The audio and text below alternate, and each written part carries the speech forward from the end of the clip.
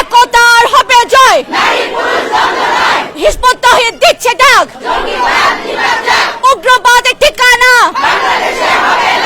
আমরা এই কথাই বলছি যে আজকে পৃথিবীতে 200 কোটি মুসলমান, 200 কোটি মুসলমানের মধ্যে অর্ধেক হচ্ছে তাদের নারী। এই মুসলমানদের পায়ের নিচে পৃথিবীর সবচেয়ে বেশি খনিজ সম্পদ, কিন্তু তারপরেও তারা অন্য জাতির গোলামে পর্যবসিত হয়েছে। এই জাতি নামাজ পড়ে, এই জাতি রোজা রাখে, এই জাতি সবাই আল্লাহকে বিশ্বাস করে, রাসূলকে বিশ্বাস করে, কিন্তু আল্লাহর দেওয়া কোরআনের যে হুকুম আছে, যে বিধান আছে, সেই বিধানকে বাদ দিয়ে আজকে মানুষ মানব রচিত বিধান দিয়ে জীবন পরিচালিত করছে। এই কারণে আজকে মুসলমান জাতির উপরে আল্লাহর পক্ষ থেকে এরকম গজব নেমে এসেছে। অন্য জাতি দ্বারা তারা লাঞ্ছিত, তাদের দেশ ধ্বংস করে দেওয়া হচ্ছে, তাদেরকে বাড়িঘর থেকে উৎখাত করে তাদেরকে উদ্বাস্তু শিবিরে পাঠিয়ে দেওয়া হচ্ছে, তাদের নারীদেরকে ধর্ষণ করা হচ্ছে, তাদের ছোট ছোট ফুলের মতন বাচ্চাদেরকে গুলি করে হত্যা করা হচ্ছে।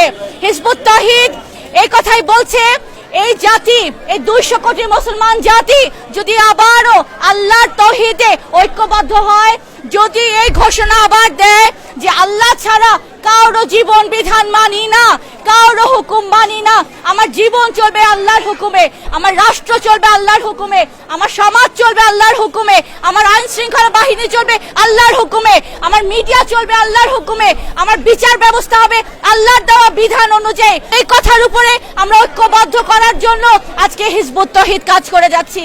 হিজবুত তাওহীদ কথাই বলছে যে যদি আমরা এই বাংলাদেশের পুরো 18 কোটি মানুষ যদি একটা সিদ্ধান্ত নেই, একটা কথার উপর ঐক্যবদ্ধ হই যে আমরা আল্লাহ ছাড়া কারো হুকুম মানব না, তাহলে এই জাতি অচিরে বাংলাদেশ ইনশাআল্লাহ পৃথিবীর বুকে বিশ্বের মধ্যে একটা রোল মডেল হয়ে দাঁড়াবে ইনশাআল্লাহ।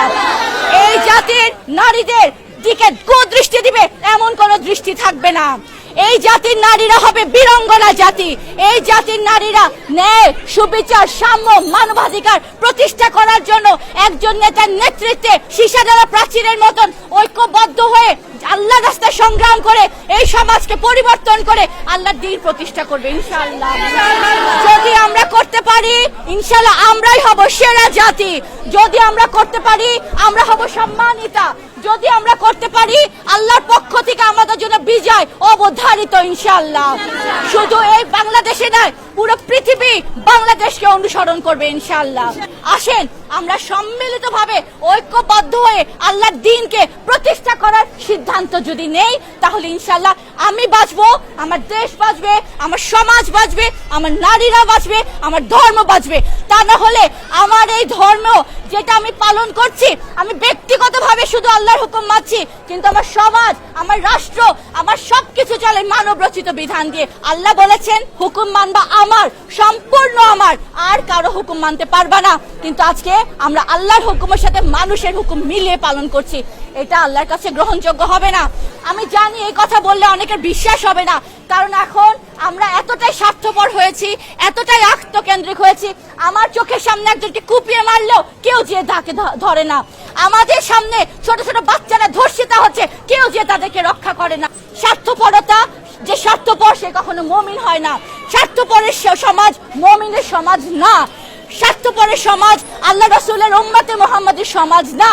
আমাদের প্রস্তাবনা, আমরা সবাই মিলে যদি এই সিদ্ধান্ত নেই যে আল্লাহর দেওয়া হুকুম আমরা প্রতিষ্ঠা করব, তাহলে আমরা বাঁচবো, আমাদের সরকার বাঁচবে, আমাদের দেশ বাঁচবে, আমার ধর্ম বাঁচবে। এই সমাজকে পরিবর্তন করে আল্লাহর তাওহীদ ভিত্তিক সমাজ প্রতিষ্ঠা করার জন্য, কায়েম করার জন্য আপনারা কি আমাদের সাথে আছেন?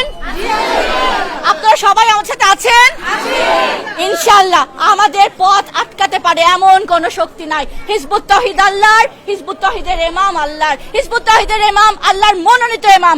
উনার কথা আটকাবে এমন কোন শক্তি পৃথিবীর বুকে নাই।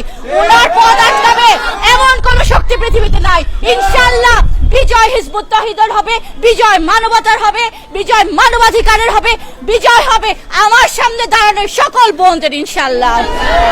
হিজবুত তাওহীদ দিচ্ছে ডাক, এক জাতি এক দেশ, ঐক্যবদ্ধ বাংলাদেশ, উগ্রবাদের ঠিকানা বাংলাদেশে হবে না। দাবি মোদের একটাই,